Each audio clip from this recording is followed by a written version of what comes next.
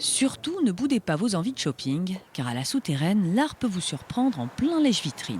Par exemple ici, chez l'opticien, qui a choisi une œuvre de George Ettel qui s'appelle Le Baiser.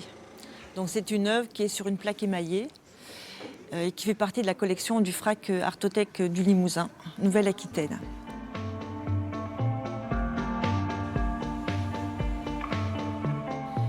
De la porte Saint-Jean à la chapelle du Sauveur, cette balade artistique rencontre 15 œuvres d'art contemporain à travers 13 commerces.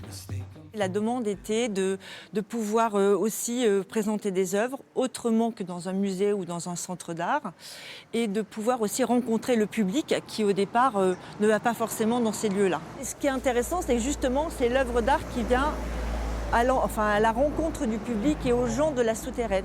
Une expo dans un cadre peu ordinaire avec du coup quelques contraintes. Pas d'œuvres picturales ni monumentales, mais essentiellement des sculptures petit format qui s'intègrent aux vitrines.